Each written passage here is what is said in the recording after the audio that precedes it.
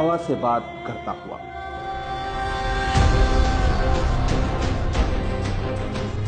रेत के सीने को चीरता हुआ, बिजली की रफ्तार से कुछ हिंदुस्तानी सपूतों का एक छोटा सा कारनामा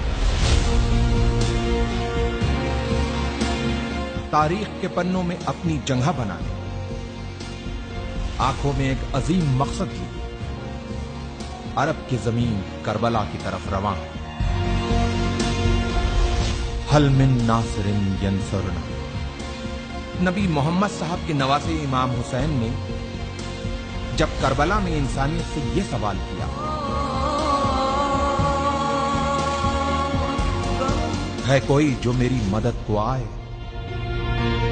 इतिहास ने देखा कि इंसानियत से किए गए इस सवाल के जवाब में इमाम की मदद के लिए अपने घरों से जो हक परस्त निकले, वो रसूल का कलमा पढ़ने वाले मुसलमानों के साथ साथ कांधे पे जनेऊ डाले, माथे पे तिलक लगाए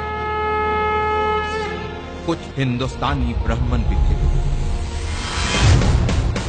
ये वही वीर सपूत हैं जो मदद की शक्ल में हिंदू और मुसलमानों के बीच प्रेम की एक सुनहरी इबारत लिखने करबला जा रहे हैं।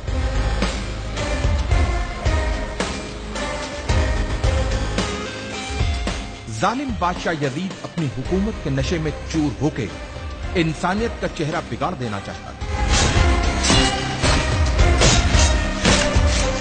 लेकिन उसे यह पता था कि जब तक नबी मोहम्मद साहब के नवासे इमाम हुसैन जिंदा हैं, तब तक वो अपनी मर्जी की नहीं कर सकता। उसके इसी डर ने इमाम हुसैन को उनके परिवार के साथ करबला में घेर के उनसे अपनी हुकूमत के सामने सर झुकाने को कहा।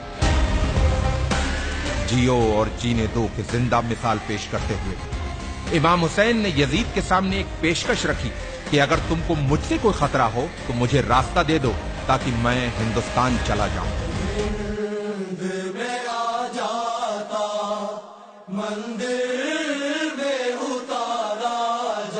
इमाम को दरियाए फरात के किनारे घेर लिया गया, उनके बच्चों और औरतों पर पानी बंद कर दिया गया।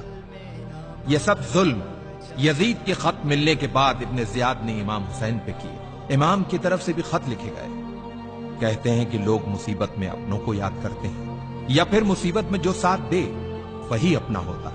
इमाम हुसैन ने अपने बचपन के दोस्त हबीब को खत लिखकर मदद को बुलाया और दूसरा खत करबला से दूर, बहुत दूर भारत के एक हिंदू राजा के नाम लिखा गया। इमाम हुसैन के बेटे अली इब्ने हुसैन ने अपने भाई भारत के राजा समुद्रगुप्त के नाम लिखा था। यह खत सुनने में अटपटा लगने वाले इस रिश्ते का इतिहास गवाह है।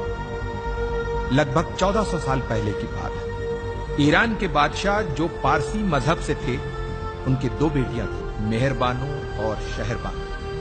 मेहरबानो का विवाह भारत के राजा चंद्रगुप्त से हुआ और रानी का नाम मेहरबानो से बदलकर चंद्रलेखा रखा गया। और कुछ वर्षों बाद चंद्रलेखा की छोटी बहन शहरबानो की शादी इमाम हुसैन से हुई।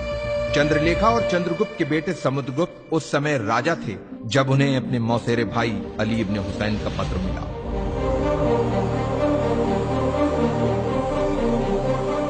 राजा समुद्रगुप्त ने जल्द ही वीर सैनिकों की एक टुकड़ी तैयार करके उसे करबला की तरफ रवाना किया। इन वीर सैनिकों के सरदार का नाम रेहबदत था, जो एक मोहियाल ब्राह्मण थे। अफसोस, जब रेहबदत अपनी सेना के साथ करबला पहुंचे तो इमाम हुसैन को शहीद किया जा चुका था।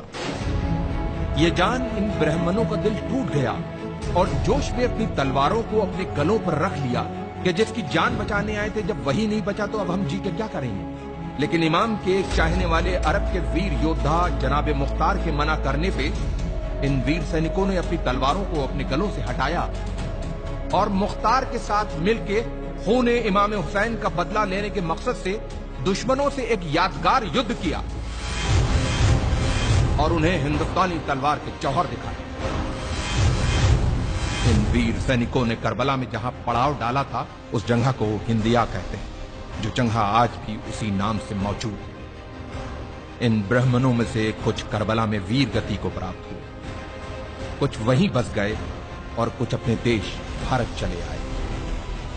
इतिहास इन वीर ब्राह्मणों को हुसैनी ब्राह्मण के नाम से जानता है।